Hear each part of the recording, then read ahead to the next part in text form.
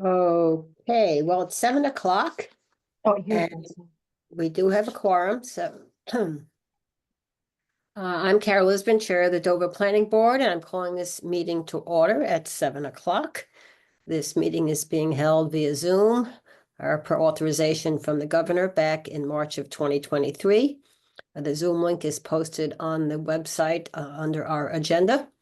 And I ask that if you are not speaking, that to please mute so we don't get too much background noise.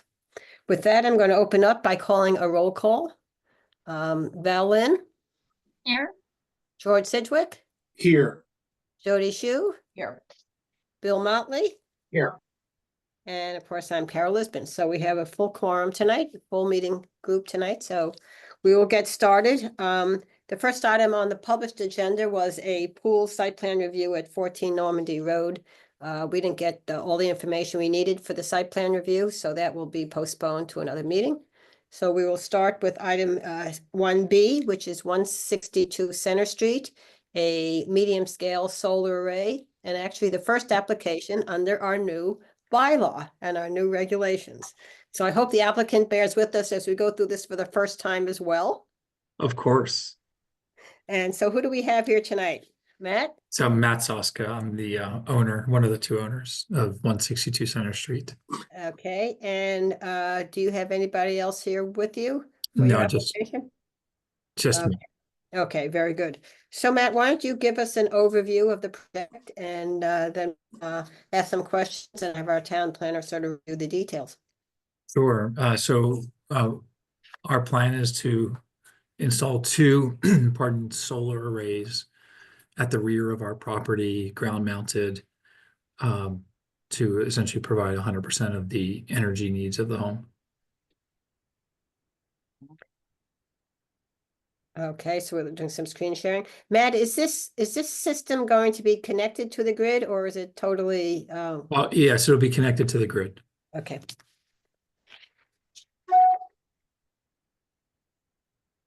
I think you all have the site plan in front of us. It's now on the screen.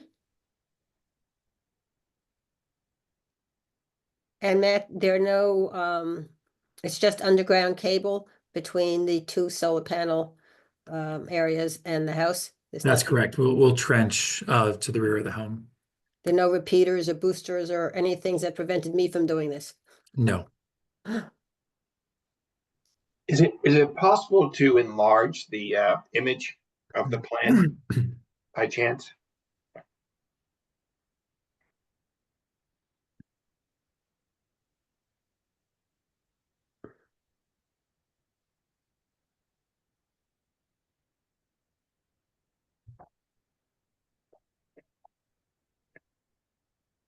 How's that, Bill?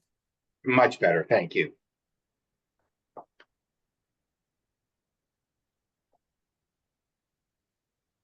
So, I will open this up to any questions from planning board members. So do I see the dimensions of the two panels? Do I read this correctly? Are 34 and 1 inch wide and about 14.9 feet wide? Is that in height? Is that correct? That's correct.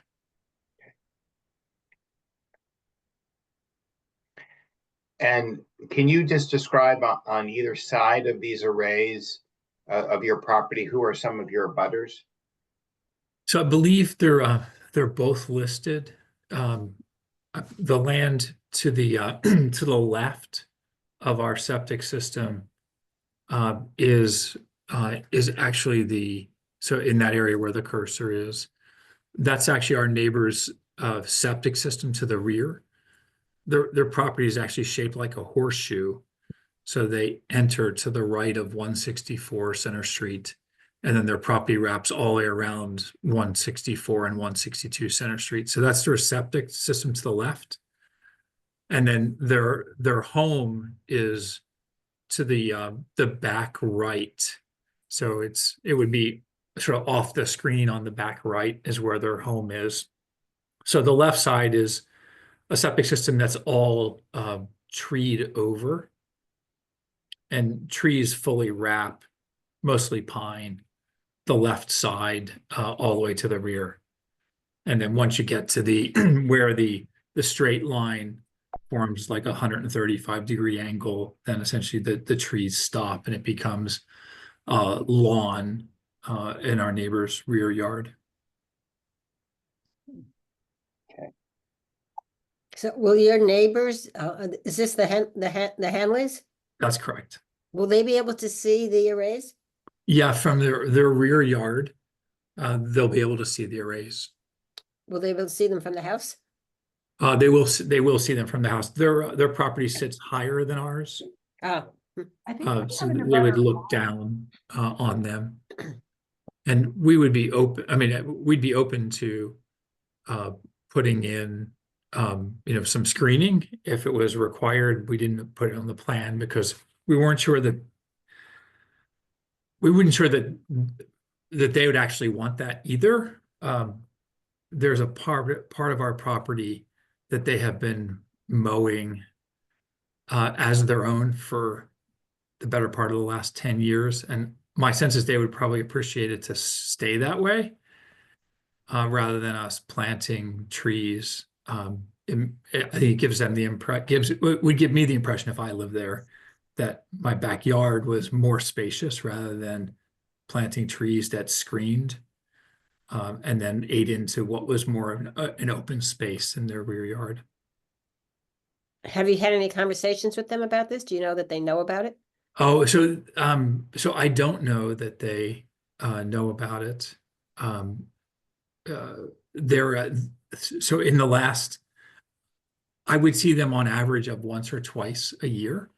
So I don't see them very often. I'm not sure if that's because they don't spend all of their time at the home or they just spend it inside, but almost never see them, as opposed to our neighbor to our immediate right, who we see almost every day. Do we not have an abutter on? Oh, Laura Hanley, I see. Jasmine, do you know? Yeah, here she is. I do see a Laura Hanley, yes. Laura, we don't see you and it looks like you're on mute.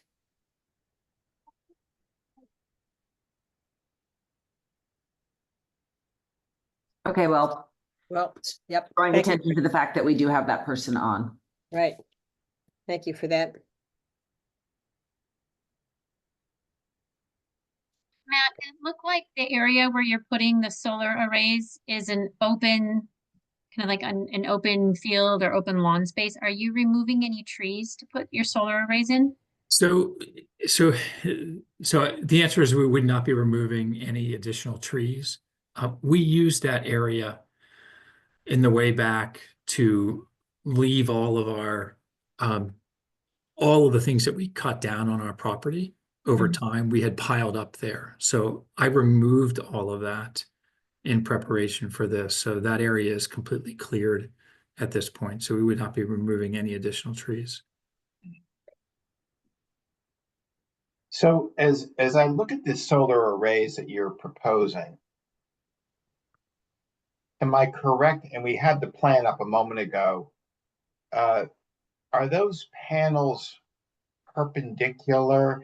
I'm just trying to get an orientation of these panels as it relates to your neighbors in the back.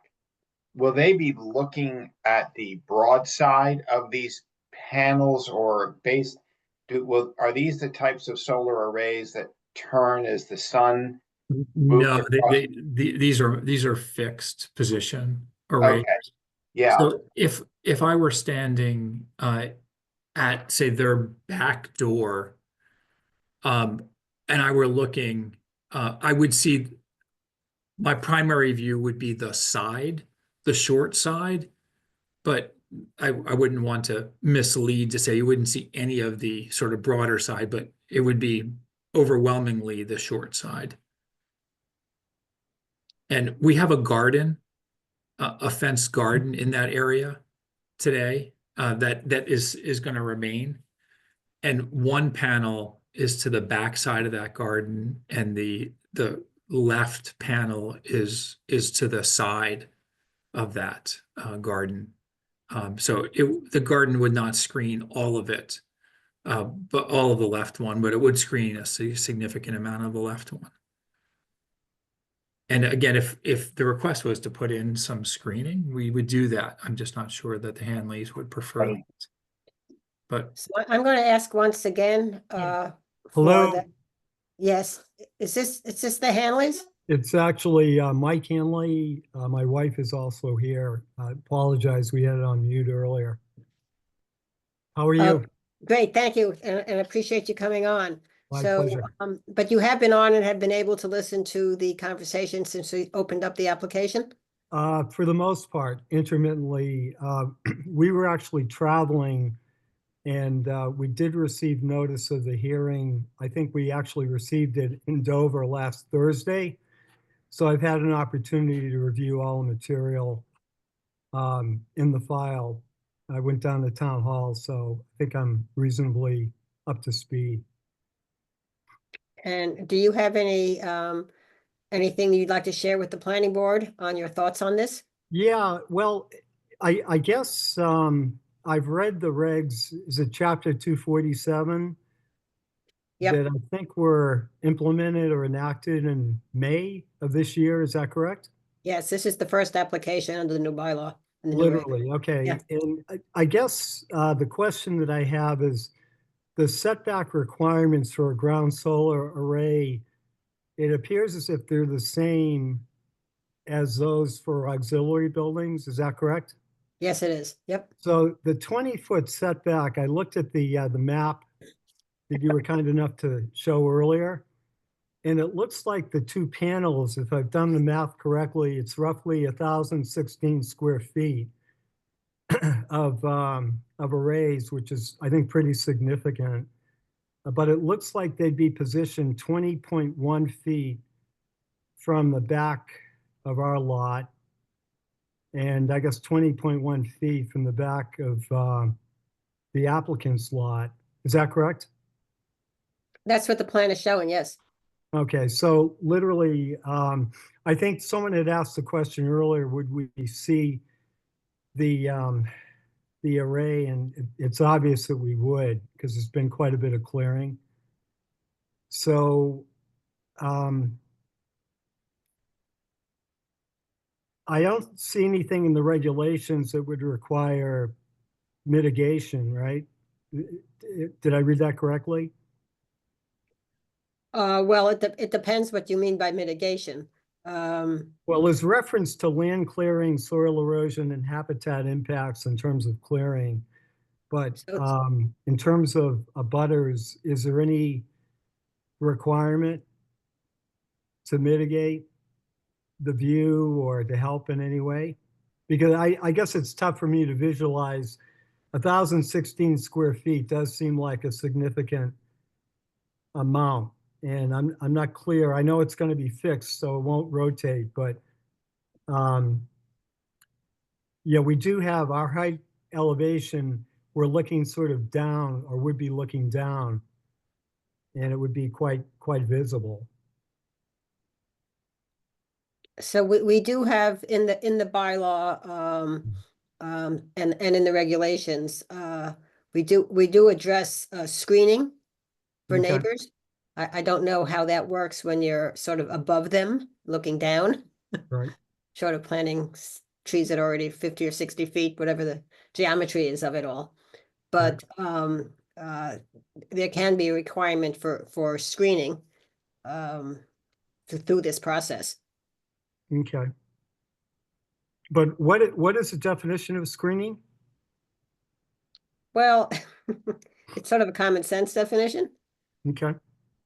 So it's a method of mitigating the visual impact of the array. Okay.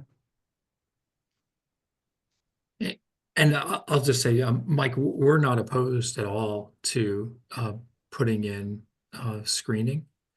Right. You know, and I mean, I've looked at different screening options, arborvitaes or something in the family that we could plant. So it's not our, I mean, our goal is to mitigate to the extent is sort of reasonably possible. Okay. Thank you. Matt, it looks like I've got your home up on Google Earth, and so I'm able to sort of get a better sense of the the fields and the woods. And what I'm looking at on Google Earth is I see your home, I see your garage, and then behind your house I see a small white shed. Yes. And if you were to go beyond that shed, there seems to be a point to which the field or the open space abuts the trees and the forest. And as I understand that's the approximate location where you're proposing that these two panels be constructed. And do I have that correct? That's correct. Yes. Yeah. I would, my only concern for the Hanleys is just that I think his math is correct. I think they are large, and I think the impact of them will be greater on their home than it would be, frankly, on your home. And I just want to be very sensitive to the Hanleys that obviously they too have a beautiful home, and this is a fairly large piece of equipment that you're going to be looking right at. And I think definitely some type of mitigation of landscaping to avoid the fact that they would have to see this so regularly is probably the compromise that we would need to work through. Can I ask you, do you have a suggestion? So, we're not landscapers, and, as we were doing this bylaw, Bill, you'll remember as well that we know that this is technology that we're going to see more and more in Dover. And we recognize that some folks may think it's great, and some folks may think that it's a visual eyesore and everything in between. So by adding something to the bylaw and the regulations that allows for the applicant and abutters to work together to put in a screening system, that was our way of addressing this issue. So it appears to me that we have an applicant and an abutter who are willing to, I hope, sit down and come up with a plan to add some screening in. Am I fair to say that? Absolutely, from my perspective. Yes. Matt and Mike and Laura? Yes. Yes. May I just add, I mean, I understand, I've actually looked at the lot, the plot plan and the plan itself. And Matt made a comment earlier, and he's correct. We have 3.762 acres, but it's kind of an odd shaped lot. And I believe Matt has approximately 2 acres. So the positioning of the arrays are literally as far back, with all due respect to Matt, as far back on his lot as would be allowed by law. 20 feet, 1 inch to be exact, if I read that correctly, the engineering plan. So I understand from an engineering perspective, well, probably want southwestern views to maximize, sunlight as well. I understand what's going on here, but clearly when my wife and I saw this, we were a little concerned that it could have a deleterious effect on values. I think you were correct in pointing that out, because it clearly is it's a direct sight line from where we look out the back. You can see it very clearly. So we would be willing to work with Matt to try to come up with a solution here. Yeah, Carol, I think that's probably the suggestion, is those two should sort of go out and come up with a plan that works for both of them, and then come back to us. And review with us and make sure that everyone's on board with it. Yeah, I mean, it's not our job to, Right. to make sure that the abutters are happy with any kind of construction, whether it's solar panels or a 15,000 square foot home. But I think if there are no objections to the plan other than the screening, then we could approve this tonight, contingent upon notification from both Matt and excuse me, Matt and the Hanleys, that they haven't agreed to a screening plan, which would certainly be a community-based neighborly thing to do. And I think it sounds as if Matt and Mike have both agreed to that. And I'll ask that once again, if we make this contingent upon that, and you come back to us at some point, just to sort of close the loop on it. Does that make sense? It does from my perspective. Yes, it does. Okay, great.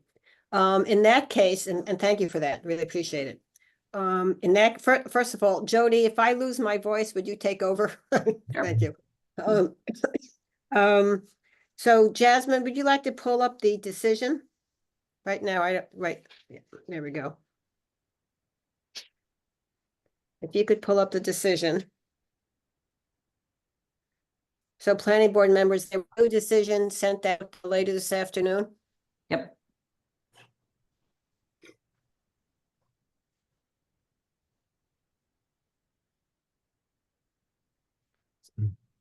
Jasmine. Jasmine? You cannot see it? Sorry. Nope. No, Oh, okay, sorry.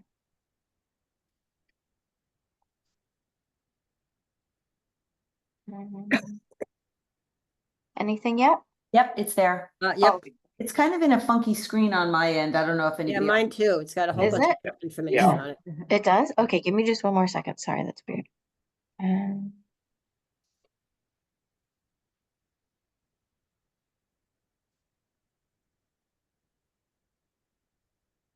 How about now?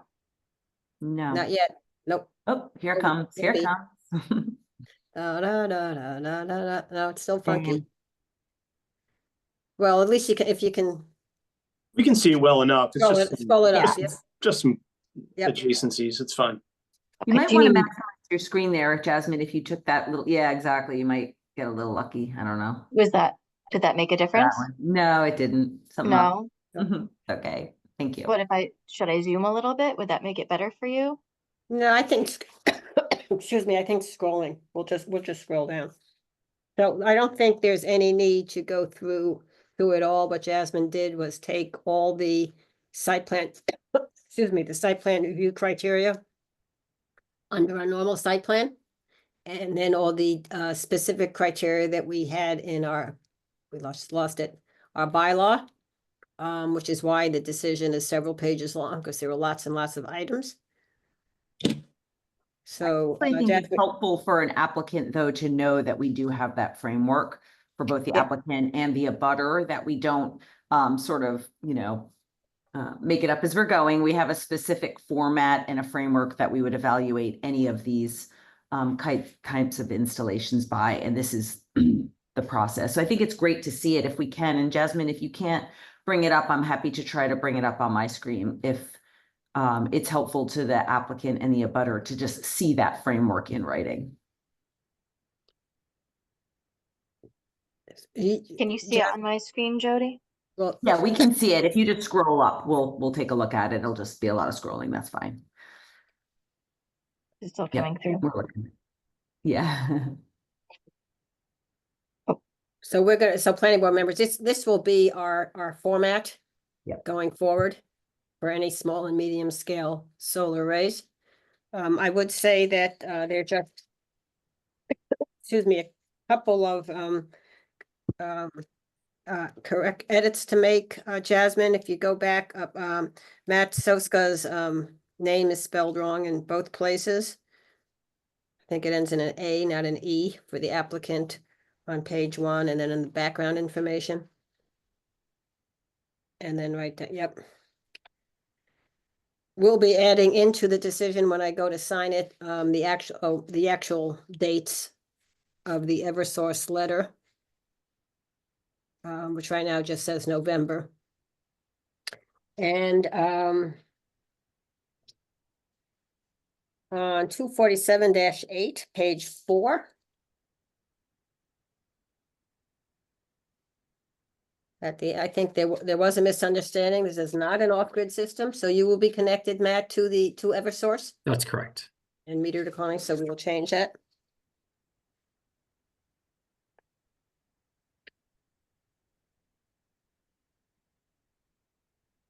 So, we can get to the decision.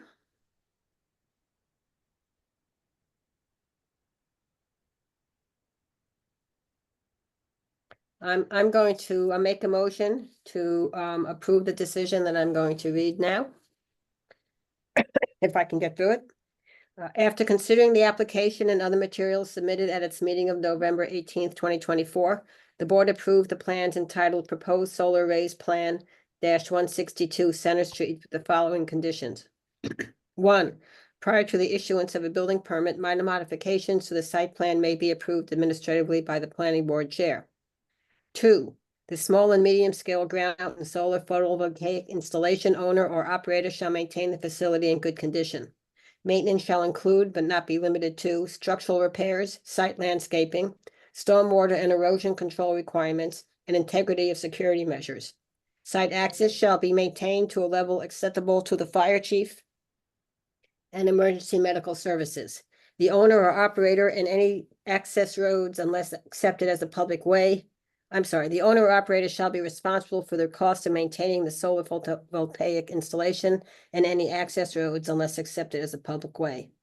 3, all material modifications to the site plan made after issuance of the required building permit shall require approval by the planning board as a modification of the site plan. 4, any future modifications to the site shall be reviewed and approved by the planning board. 5, no lighting shall spill over onto an adjoining property. 6, the site is subject to review by the planning board, by the Board of Health. 7, the site is subject to review by the fire department. And 8, the site is subject to stormwater bylaw chapter 159 review by the Department of Public Works. I would also add in here, and Jasmine, help me with the wording if you would. This approval is contingent upon communication from the Hanleys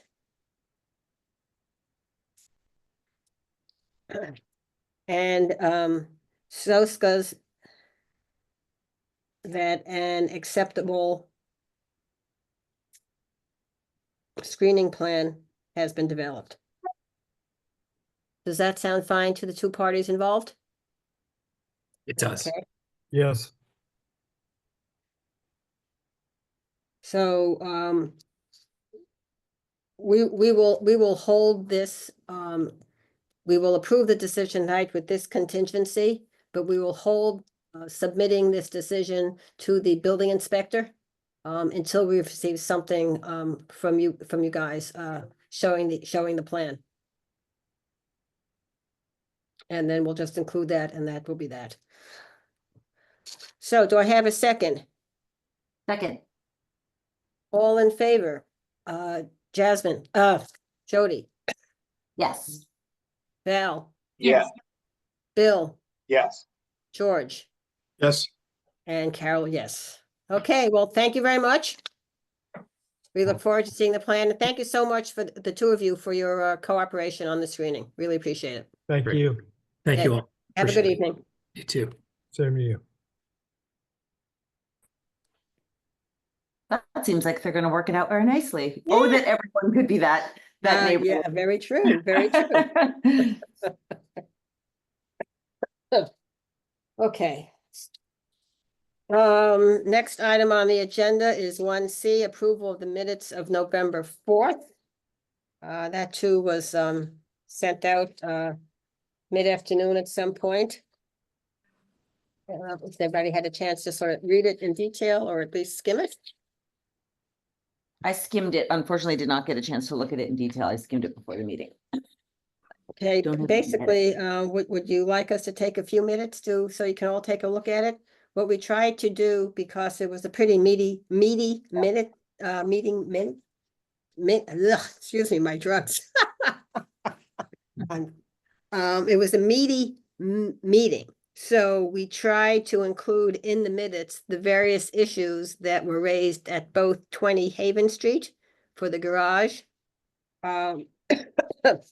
And then relative to the cell tower, so that 5 years from now, when the planning board comes across again to approve another 5-year extension, that whoever's on the planning board then, maybe some of us, who knows, we'll have a more a detailed review of what the issues were that we talked about, rather than having to pour through designs and site plans that don't really tell you what the discussion was.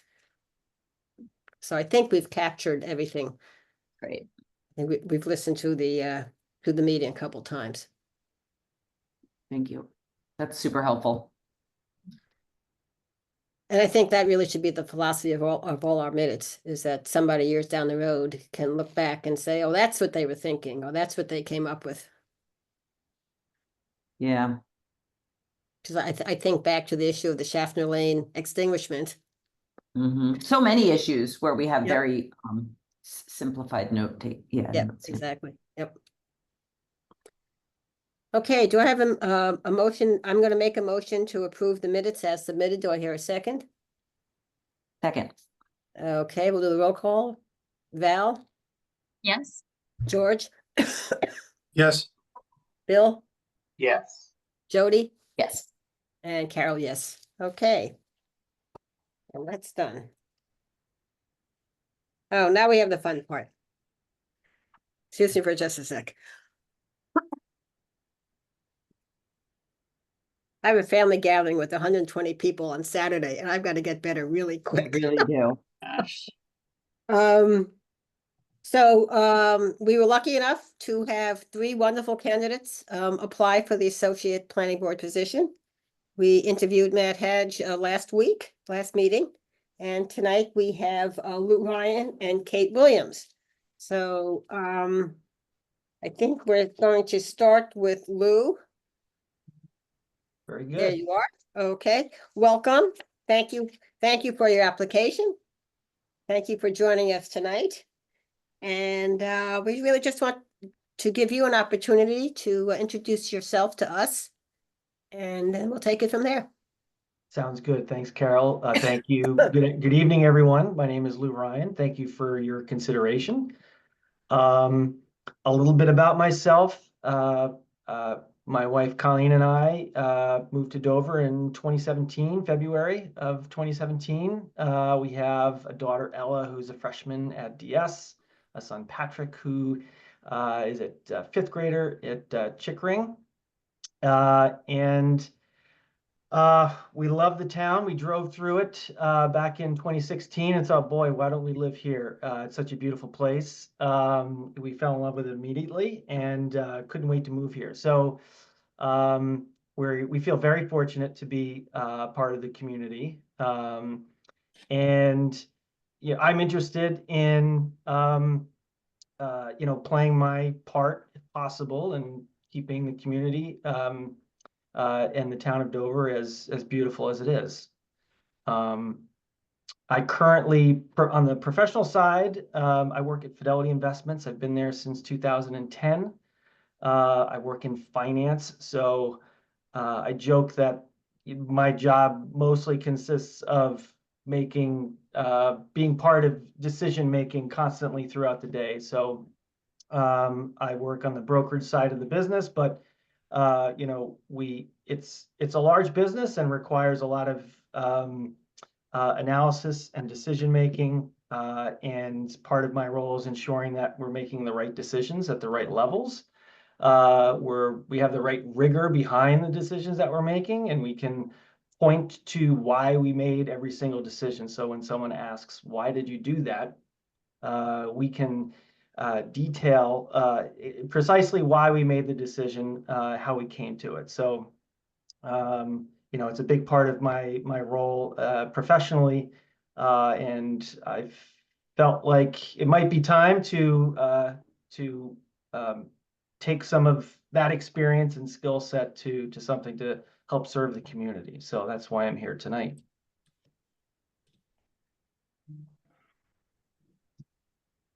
You're on mute, Carol.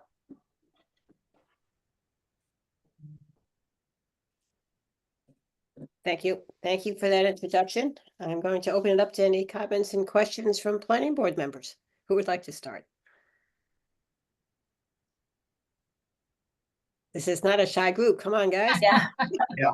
So Lou, I'll jump in on Bill Motley. And so I guess as you look at Dover and the town and you think about what you like about it and where do you think there's areas for improvement, any thoughts about that comment? Is there some things that you feel that we want to preserve, and there may be some things that we want to might be accretive or might be additive to the town?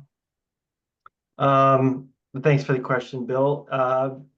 Yeah, I think for me, like I said, we drove through Dover for the first time back in 2016 and fell in love, as I'm sure, you know, most of the folks on this call did and still do as we drive through the town. So that feeling, that it's more than a feeling, the reality of the open space is really part of what, you know, draws me to this place. So preserving those open spaces is important to me. I think, you know, it's a one-stoplight town, and, you know, the downtown area is obviously a major thoroughfare, and we have some beautiful buildings that make up that downtown, and some buildings that are less so. So that's certainly you know, an opportunity to say round out some of the aesthetic of what is Dover. So yeah, I think that's those, if you know, if I were to name two things, it's, you know, the open spaces, you know, is something to preserve in my view. The downtown is, you know, has potential to be something more probably. And yeah, I think that's the first two things that come to mind anyway. Thank you. Hi, Lou. I have known Lou and Colleen for quite a few years now. They're a great family. And Lou, I think your professional skills would work very well here, because one of the challenges that we have is, I'm sure you've heard about like the MBTA Communities Act. That's one of the things that's very relevant for Dover coming up in the upcoming year, and determining how to craft that bylaw for our community so that we meet the requirements of the state, but yet still work to maintain the rural feel of our community. And I anticipate we'll also have more and more challenges as the housing crisis continues and more housing is looking to be built in Dover. But one of the things that I think also as a planning board that we look at is, where do we have gaps in our bylaws? Where can we either tighten them up to be more appropriate for the needs of today?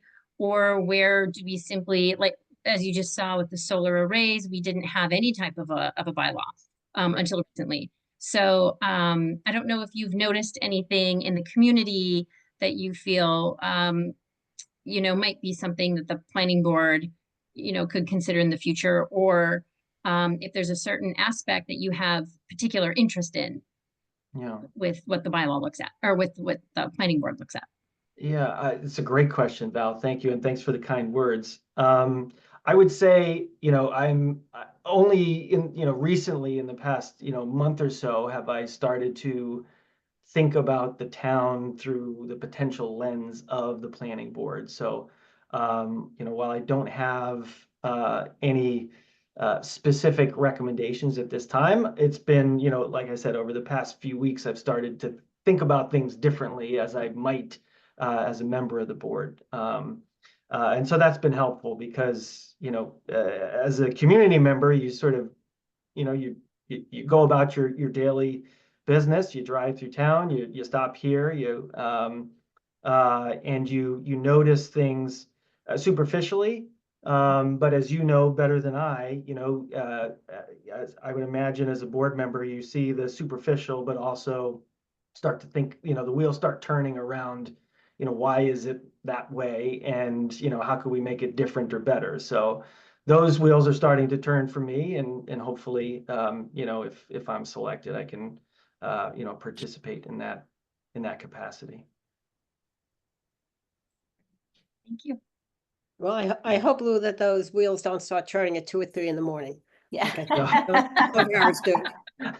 I'm a very sound sleeper, so they don't have to worry about that. I think it's a great point though, Lou, because I feel like before I was on the planning board, I just had no clue what was happening, mostly actually in town government, and I'm like Val, I came on as a junior member of the planning board. And so I had the opportunity to just sort of watch and try to learn. And there's an awful lot to absorb to try to get a little smarter every year about what's going on and how we as a planning board can support sort of some key initiatives, how we can think a little bit more creatively than people who might not have their fingers in it every day because, they're busy going about their lives and not showing up at planning board meetings all the time. But it's really fun and creative work, I think, because it's really impactful. And I think you're right that so many people love this town, and yet we are a very different town than it was, 50 years ago or 40 years ago or 20 years ago. And we have very complex issues that we have to address and resolve. And so trying to find those pathways to best outcomes for the citizens of Dover and is really challenging and fun work. For me, at least, that's my perspective. And I've learned a ton being on this board. I'm sure, yeah. I think that's a good point. As Bill and I have found a little bit as we go through the sort of village center kind of project here, a lot of it is about sort of you want to find the gaps before the gaps find us, and want to be able to sort of identify those shortcomings and then try to be proactive and maybe changing them and molding them in a way that kind of gets you where you want to be. And in this case for the downtown area. But yes, I would just echo what Jody said. And then Bill stole my canned question to start off. So I'm a little bit short on something to add. Well, I think I mentioned last meeting that I had the opportunity to speak with all 3 candidates privately, just to answer any obvious questions that they had. And the point was made that there really 2 buckets of activities. One is doing the applications like we just did. And I don't think that's probably why any of us decided to join the planning board.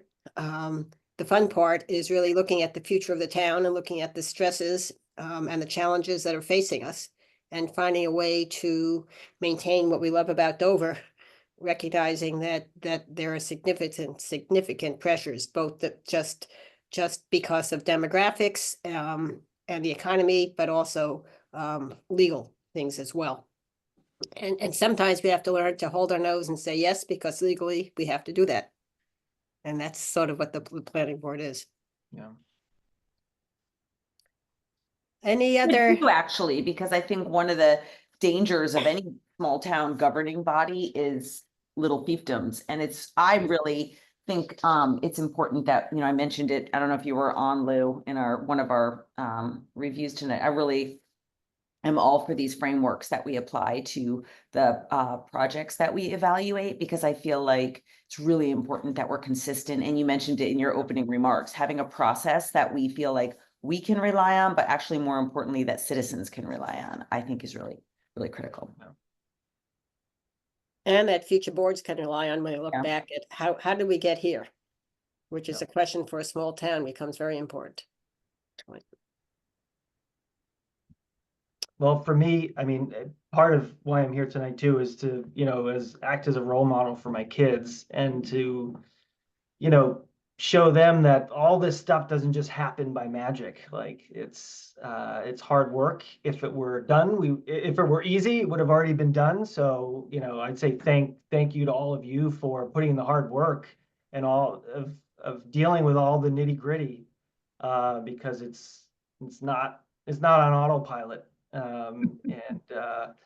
And, you know, at least for me, I feel like it's time to, you know, contribute to that a little bit more than just benefit from it. Well, we certainly appreciate that. So any other questions for Lou? Any comments? Okay, Lou, thank you so much.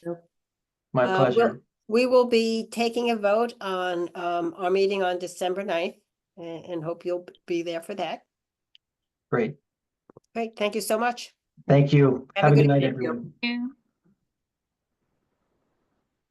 Is Kate on?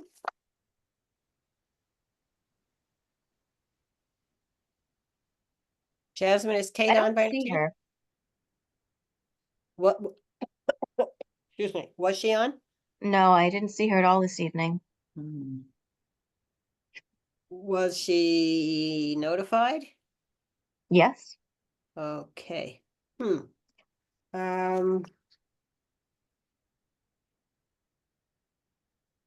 on for just a sec. I'm gonna give her a call. Sure.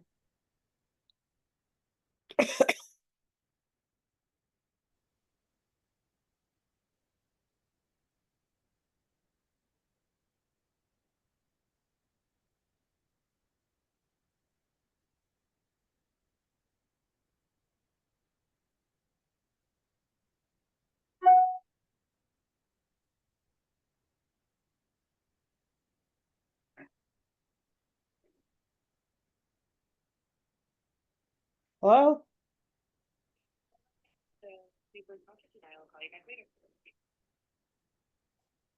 Hey, Katie, it's Carol Lisbon from the Planning Board. We were hoping to have you come on to our meeting tonight and get to know the board so we could have a little chat. Please either text me or sign on. We'll be on for about another 15-20 minutes, I think. Thanks, bye-bye. Okay, well, we're going to continue, and if Katie shows up, then we'll go back to that. Okay. So, town planner updates, Jasmine. Okay, so just so we have it, Needham, Beverly, and Linfield have also passed their MBTA bylaws this month. So Jody, I'm gonna add those to that file and then send that out to you this week. Just because I haven't finished going through all three of them yet. I've only gone through Needham's right now. So I haven't gotten to Beverly or Linfield's yet. So I will add those to our the list of bylaws that have already been passed and just Okay, that thanks. feature. And then just a small update, we were Carol and I had been speaking with Mike Blanchard and Chris Costello about getting online permitting up and going. We were told that it is a priority of 2025. So Chris and I are working with some other land use departments to start vetting some of the software that would be beneficial for us. And we've also gotten the contact information for our GIS to see what it will cost us to add any our easements to the GIS layer. And then I'll also have to finish getting that number for trails from Amy Moot as well, or just have her reach out separately to get the trails on. But we have a contact that we are going to see what it would cost to add the trails and if it costs any additional money to get them into a type of file that we need to share it or anything like that, so we can have that cost ready for our FY26 budget. And I think everything. Oh, and the housing task force will meet this Wednesday. I know, Carol, that you can't be there. Jody, you and I will be there. Yep. And we had discussed using some state resources to pursue the remainder of our MBTA efforts instead of using a housing consultant that we're bringing on. And that's a discussion that we were going to have with the housing task force on Wednesday. So just to keep that in the back of your minds. And the fuel station for the highway department should be coming back to us. I believe they'll be ready for the 9th. But I have not heard anything for 20 Haven Street yet, so not sure that that will be on for that meeting. Okay. Just to clarify, you know, the online permitting, which has been something that we've been talking about for years, is now on the fiscal year 25 priority list, goals of the Board of Selectmen. And, Mike Blanchard is waiting, for the grant opportunity to open up in January. And hopefully we'll get a grant for this. He did, however, commit to me last week that if we don't get the grant, it's gonna show up in the IT operating budget. And we'll go to town meeting and get it approved in the operating budget, and it's going to happen one way or the other. Hopefully with grant money. Great. So it's great that Jasmine and Chris and Joe and Jason are all getting ahead of the game, and rather than waiting for the funding, they're starting to look at qualifying various applications, so that we don't have a typical 12 months after we approve something at town meetings, we finally get around to doing something. So by doing this in parallel, it should speed up the process. And as we discovered with the easement for Draper Road and some work that's been done in the Open Space Committee, and talking to town council, who was just shocked that we didn't have a GIS layer for our trails and easements, given that it's one of our beautiful aspects of Dover and one that we try to preserve. And we don't even have it in a way that we can keep track of it. So that too is an expense that will show up hopefully in the selectmen budget. Once Jasmine has a good sense of what it's going to cost and what it's going to cost to populate with the information. So those are budgetary items. Thank That's you, great. Jasmine. Those are two good projects. Yeah, I think, and they benefit the whole town. Mhm. You know, it's great that we have a GIS layer that tells us where every storm drain is, but we don't know when our easements are, you know. Details, What- details. Details, right? Priorities. So I have some chair updates as well. In anticipation of town meeting education, I have booked us for the February 26th COA meeting. Once a month, I have somebody from the town come. Today it was Kevin McCabe. It was Chris Costello a couple of weeks ago. We've done it before. Jasmine has done it before. So February 26th from 11 to 12, we'll get out a calendar invite for anybody that can make it. It'll be a talk with the COA, and it will probably be a review of some of our warrant articles, and hopefully a discussion about the MBTA Communities Act. Will it be in person or on Zoom? It's in person, Okay, unfortunately. great. Oh, Yep. well, it's Yeah, nice. It's in the library. Okay, yeah. got it. Yep. Okay. Okay, I did send out an email on November 8th to all of you, sort of summarizing where we are as we get ready for town meeting. I mentioned 4 bylaws. We had the new FEMA floodplain map, and now it appears some bylaw changes as well. We have to amend the ADU bylaw to reflect the new AHA law that was passed by Beacon Hill. Those 2 should be relatively easy, and Jasmine's working with Nina on that. We've got the easement bylaw that was pulled from the easements acceptance that was approved back in May of 2022. And at our December 9th meeting, George and Jasmine presented a detailed plan on how we're going to get to yes on that through education and notification of all the easement holders and so forth. Val, as you know, and the tree committee is working on a tree preservation bylaw, and we'll get to that in just a minute, Val. Don't let me forget. And one that I did not put in the email, but was in my notes, is I'm really thinking that it might help the planning board if we moved the 30-day site plan review to 60 days. I think it will give us a lot more flexibility. When we get into, it's one thing for a little bit pool, but when we get into some of these more complex issues, 30 days is real short. Yep. Why is it 30 days? Is it just because it's always been? It's always been. It's 10, yeah. Yeah, it just puts a lot of pressure on. I mean, it's a perfect example of something that might have worked in the past, but has become so much more complicated. Exactly, exactly. And, we've been fortunate on those that we have extended more than 30 days. The applicant has been willing to do that. Right. But applicant doesn't have to agree to that. Right. Know that if we don't get something done, reviewed in 30 days, and it automatically is accepted. So just, again, all those stresses and strains that are coming upon Dover just appeared that 60 days seemed to like a little bit more realistic. So what is the process for changing that? It's a bylaw change, Bylaw. because in the bylaw right now, it says 30-day acceptance. Right. So Jasmine will work with Nina to get that written up as well. So it looks like we'll have five warrant articles that we will submit at this point in time.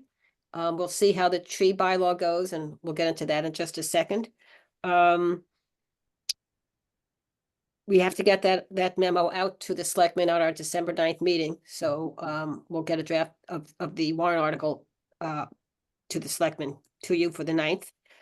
We also have to get the budget approved before our next meeting, or at our next meeting. So our budget is basically, the only discretionary line item is the consulting professional services, which in the past we've used for, Village Center and various things like that. We still have the master plan that has to get done. And so we will be trying to fund that again. We have $90,000 this year. We're not going to spend anywhere close to it if we spend any of it. So in a sense, it'll be probably a level funded budget. But of course, the money that we don't spend goes back into the general fund. So, Can I just, yeah, on that budgetary item, because Jasmine mentioned, I know that we've been talking about trying to use an outside expert for some of our community outreach on the MBTA. And Jasmine, I thought I heard you say state funded, but do we really mean using some of our consulting funds in our budget to fund that person? Yes, so I don't mean state funded, I just mean state aided, like they're going to, like, that's the organization we're going to reach out to, not necessarily they'll be providing funding for Okay. us. I Okay, did look into, I was told HUD might have had some funding for us, okay. but our regional person said that wasn't something that is available right now. I that also they think there's were an argument to be made. extending. There might be an argument to be made that, we had pushback previously when people were like, well, this is a state funded consultant to help you do some initial compliance testing for MBTA. And of course they have an agenda because it's the state. So if we have money in our budget that we're not even going to get close to using, maybe we should consider that. so they're two, but it's a good point. And the two organizations that Jasmine is talking about are the MAPC, Yeah. which is the municipal something, whatever it is. We used them 8 or 9 years ago when we did the MVP program. Okay. They come out, they do it, they're skilled at doing that kind of Yep. education. And then the Collins Center, which is Right. also a semi-government organization. The beauty of using either of those is that we don't have to go out to bid. Right. No, that's right. But we would use our Yeah. own budgets as Yes. opposed to waiting around for a grant is what I'm Oh, asking. absolutely, absolutely right. Okay, We would, cool. our money, or, we have enough money in our budget, Yeah, so we probably don't have to, the town approved, what, $100,000 for the housing consultant? But and we can't wait to find a housing consultant to look at the bigger housing task force issue. We've got to get started on the we MBTA. roll that money over, the 100,000? That you can. You can't, Well, it's because not it like was, it goes it away. was appropriated, right? But you can't roll over unspent operating budget money. Okay, got it. Right. So I've also asked Jasmine to talk to her colleagues and so forth to see if there are other organizations out there. The Okay. fact of the matter is that the MBTA now is so long into the game that there's enough material out there that we could pull together. Yeah. So, we need a group of folks that are good at public outreach. Yeah, and also no in that MBTA. Like, process. I think we have a little sense of urgency here, or Yeah. I have a big sense of urgency that this not become a 4-month, hiring process. Right. Yeah, and on that note, at our December 9th meeting also, I'll share through Jasmine in advance a sort of very scaffolding-esque community outreach plan that we will adapt definitely once we get somebody in place to help us with it.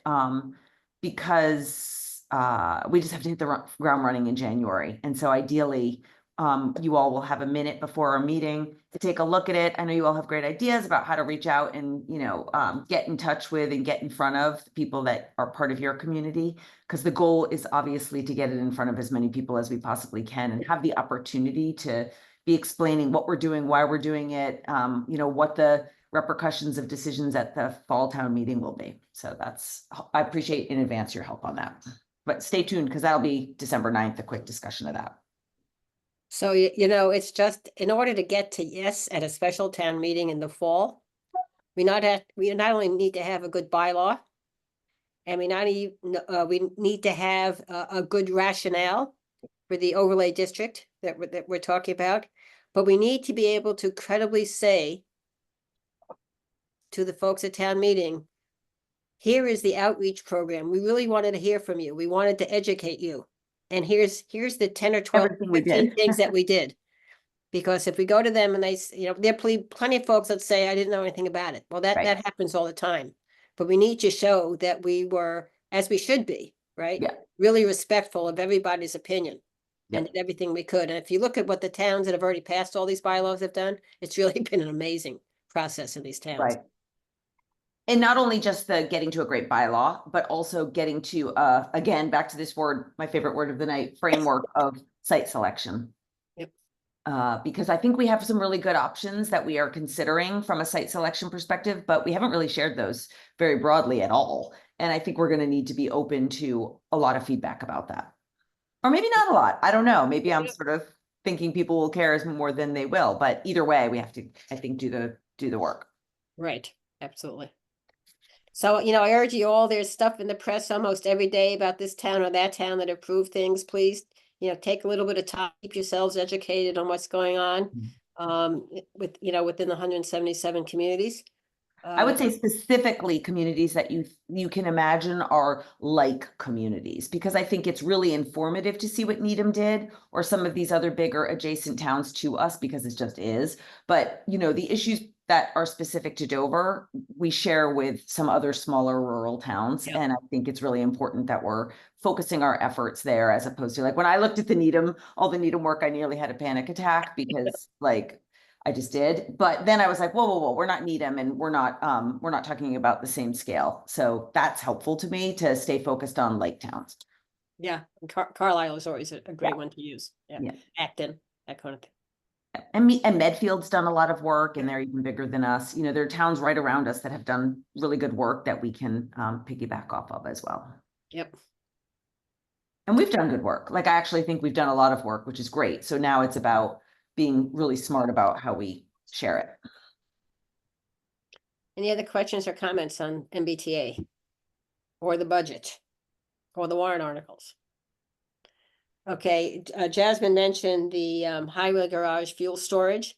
I know that there were very many questions that were raised. And I would urge you, if it's on the December 9th agenda, I would urge you to please walk down to the highway garage one day and go in the back.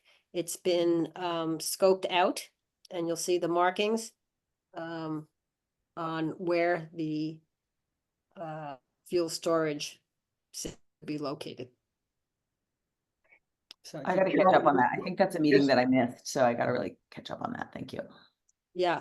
So Jasmine, I can send you that link, Jody, because our YouTube isn't working right now. Oh, that'd be great. Thank you. right. You know what, Jasmine, you may want to send it out to everybody. Because it's Yes. a pretty meaty discussion. And even Great, though the thank you. minutes, I think we captured most of it in the minutes, I think before the next meeting, I would urge everybody to just take a look at that segment of our November 4th meeting to understand or whatever meeting it was, to understand all the issues, because they were quite severe. Fuel storage. Okay. Do you remember the date, Jasmine? Was it October 4th? It I was. believe it was the October. I'd have to look. I don't remember if it was the first or I've got second it. meeting of It's, October.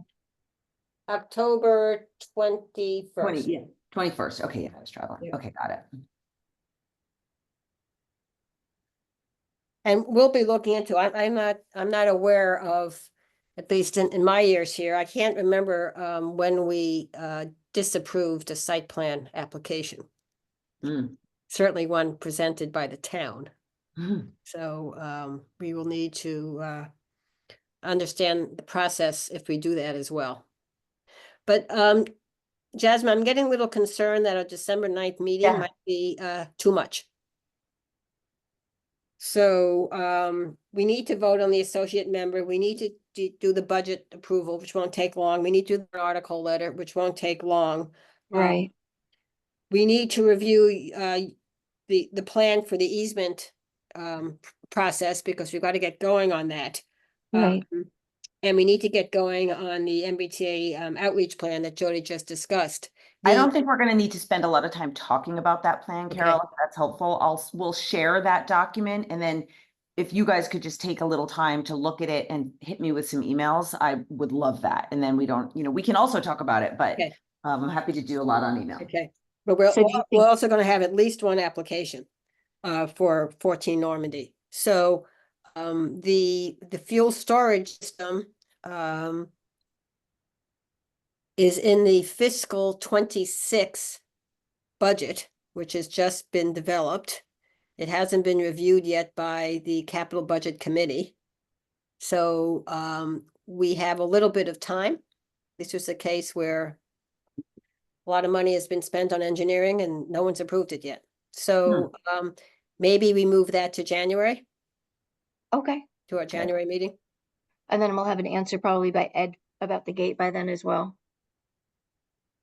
Yeah, you mean the overheating? The overheating and the gate placement as gate. well. Yes, yep. And you really might want to sit down with Kevin, make sure that he reviews the October 21st meeting because he was not there. He's on his honeymoon, and really walk through with him the concerns, because has he reached out to you at all? No. No. So if he wants to get to yes, we need his involvement at a different level, not just the engineering firm. So we'll plan on that for January 6th at the earliest at our meeting. And I think that's about it. Does anybody have anything else? Well, you have Val's, Oh, Val, I'm sorry. No, that's fine. No worries. I can be brief. I think or do you want to share Jasmine, screen? Yes. yeah, do you want me to share my screen? Can you? It looks like you have abilities. Do you have abilities? I think so. Give me 1 second. Go back and grab it. Do you want me to share it? Would that be easier? Yeah, if you don't mind, that would be No, great. no, not at all.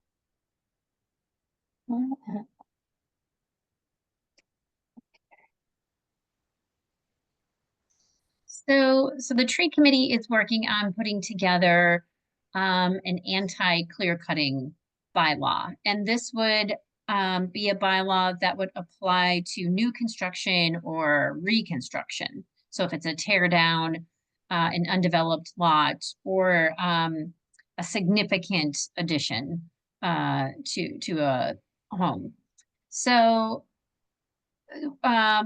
we're in the early stages. We've looked at, let's see, we looked at Shrewsbury, who has one, Hopedale, who has one, Eastham, and then also the Cape Cod Commission.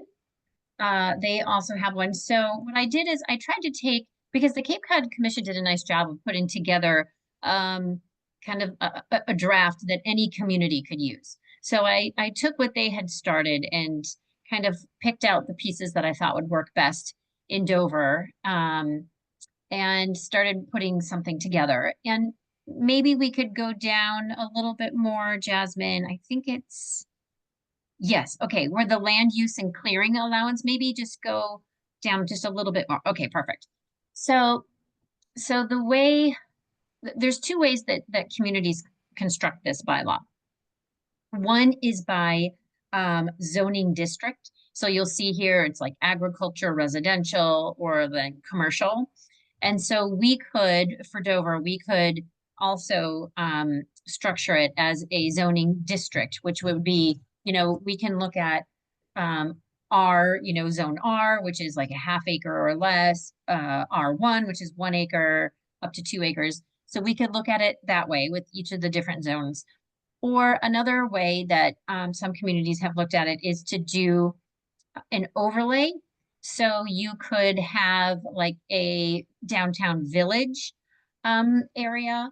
And so anything within that village area could have a particular clearing allowance. And then anything outside of that village area would have a different clearing allowance. So that's another way that you can structure this. And I didn't know if the board had any thoughts or if you wanted to have any discussion kind of around what you think might make the most sense. And again, this is for new construction or reconstruction. So it would not, the way that we're currently looking at it, it would not be applied to, you know, if a property owner moves in and then decides to clear their backyard, but not do construction. They just wanted a bigger yard. The way that this is written would not apply to that. It's really for when there's new construction or reconstruction. But if the board feels really strongly that we should be including those situations, then we certainly can put language in here and make it apply to any property owner anytime there's large clearance planned. So yeah, Jody, go ahead. Can you help me understand a little more what you mean by reconstruction? Like, somebody's doing a big renovation, and is it that in any case they have to do this site plan that you're suggesting because there's a reconstruction of a certain, I don't know what the parameter would be? So I think we can set the parameters, and it can be whatever size we feel is likely. So for example, if someone decides to add on, so let's say they have a 2 acre property and they decide they're going to build a large barn, whether it's a horse barn, a sport barn, whatever it is. And it's a size that the board feels like, you know, is going to be impacting the amount of tree removal in a typical property, then you could say, okay, it's 20,000 square feet. I think the one that the Cape Cod Commission used was 40,000 square feet, which is almost an acre. Right. So I think we can decide what the footprint of that project would be as a trigger point. So is the problem we're trying to solve, what's like the number one thing you think we want to solve? It's Yeah. developers? Yeah, Clear so cut? Is that initially, really yeah. what we want? Yeah, so initially when we were looking at this, it was about large developments. So Yeah. if we have, and at the time we were thinking of Hale, right? So we Yeah. have this multi-hundred acre property, and if somebody were to come in and buy 50 to 100 acres and then start clear cutting it to either put in housing or, you know, Yeah. it's I mean, happened I'm in just other talking about communities overall, where like, warehouses and storage. Right. So yeah, so that's initially what we started talking about. And we can structure it to go to look only at multi-acre parcels, you know, that are going under development or redevelopment. Do we And- feel like we've gotten a lot of feedback from citizens, or is it your opinion that like people doing big additions or building barns is highly problematic from a clear cutting perspective? Or like, I feel like what's come up a lot is like, oh my God, the developer over on Greystone or whatever, you know, just bought the lot and now all the water's gushing onto my property. And that's really problematic for people, for a Yes. butter. That definitely, I think is the probably the number one concern that people have is when it tends to be the redevelopment of a property. Right. So maybe there was already a house, and they're right. raising the house and then they clear the lot. Right. And we tried to address that with the stormwater bylaw. However, the stormwater bylaw is not written to mandate that they must retain trees. It is written in a way that would still allow them to remove those trees. It just requires them to have to replace them afterwards. Hmm. So this would be more like you've seen probably on Dedham Street, where a 10+ acre parcel's purchased. They subdivide it into 1 acre or 3 acre lots and then start clear cutting each of those parcels. So, you know, I was thinking through, like, would this be more of a subdivision type of a bylaw, but not everything falls under the formal subdivision Right, requirements. right. There's ways to get around it. So I So then didn't know, Might yeah, suggest that it's like when a house gets torn down or something like that. most often, Opposed yeah, to but somebody wants to put a barn on their property. right, 'Cause so that it can be, different. it could I be don't like, know. yeah, I know, there's been some concern, I know different parcels, as they, you know, they start with building the house and then maybe a year or two later, they build, you know, another, whether it's a barn or whether it's a sport facility or whatnot, and then it kind of keeps going. So I think that's where I've heard some comments about concerns that you start out with a pretty heavily wooded 3 or 5 acre parcel, and now you're down to maybe an acre left after the development continues. Yeah, And I know, I would echo Val what you're saying. I think that is where I hear here in Dover, that is definitely the prevailing sort of criticism that I hear from abutters, friends, neighbors. But that being said, God forbid we ever have to deal with something like, was it Hopedale, where that Yeah. huge, massive? So I think you have to, that's the tsunami that no one wants, that we do need to sort of, you know, prepare for. But I think the more likely incident are those examples of the house that was built in the 50s or 60s, you know, that over time trees have grown around it. Somebody comes in and decides to completely, you know, strip every tree off the property, re-level, you know, reposition the land to elevate it, to build a house on top of it. And I think that's where the criticisms really tend to, you see it a lot from our neighbors, and an area that I think we should focus on as well. Yeah, I would add to that and echo that. I've heard that from many friends and residents, same concerns, whether it be new construction or redevelopment, just the clear cutting of those lots. Val, you did address something that I was going to ask, which is the relationship of this to the stormwater bylaw. But that's helpful to hear. It sounds like this would be sort of not just you can take the tree, but you have to replace it. This is more of a just don't do it in the first place kind of a scenario. yeah, so this bylaw tries to, using percentages, preserve a certain percentage of trees on the lot, but gives the property owner flexibility on which trees and the locations of those trees will be, right? So saying, okay, you can remove, let's say 50% of the trees, they get to choose where that 50% is that they're removing. So it tries to allow for as much autonomy and flexibility as it can, so that developers have the ability to say, well, I have to put the septic here because this is where it perked, and the house then will have to go over here. So it tries to offer that flexibility to still be able to develop the lot, but try to retain as many of the natural resources. Great, thanks.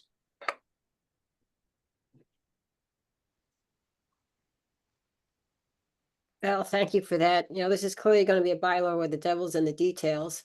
Right. And we know, we know that there will be significant pushback because this is impacting somebody's private property.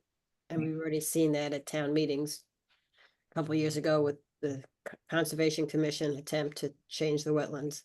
That was a disaster and stuff. So Val and I have talked about the fact that this is something that we can really put into the category of protecting Dover.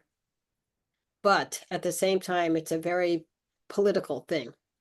And in calendar year 2025, we have got to get an MBTA bylaw passed. It's the law. We've got tens of millions of dollars of grant money at stake.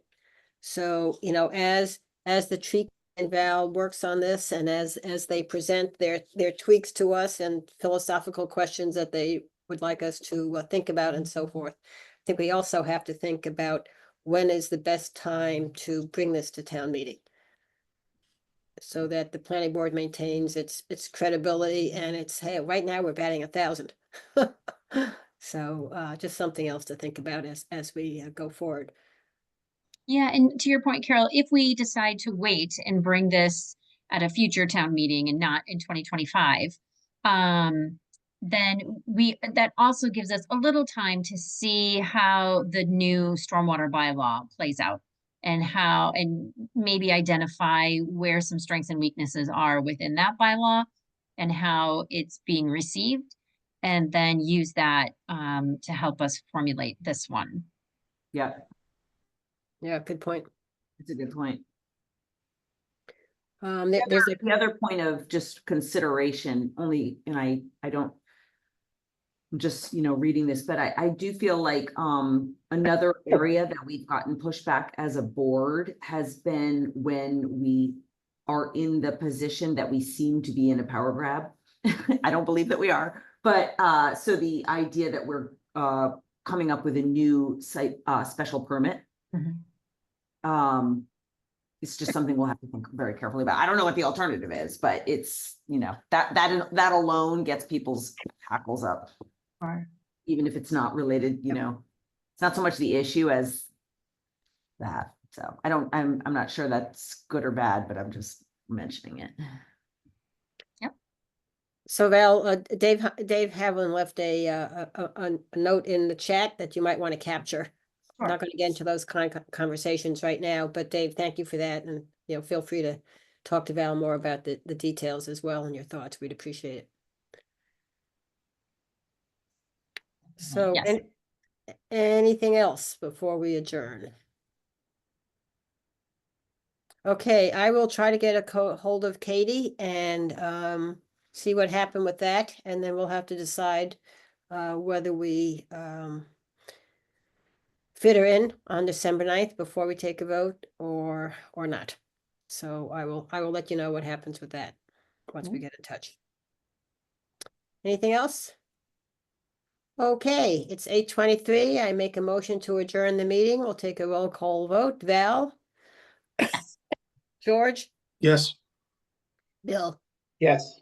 Jody? And Carol. Okay. Thank you all. Thank you, Jasmine. Thank you, Sue. Feel better, Thank you. Carol. Yeah. Thank you. Thank you. Bye. Okay, bye-bye. Bye. Bye-bye.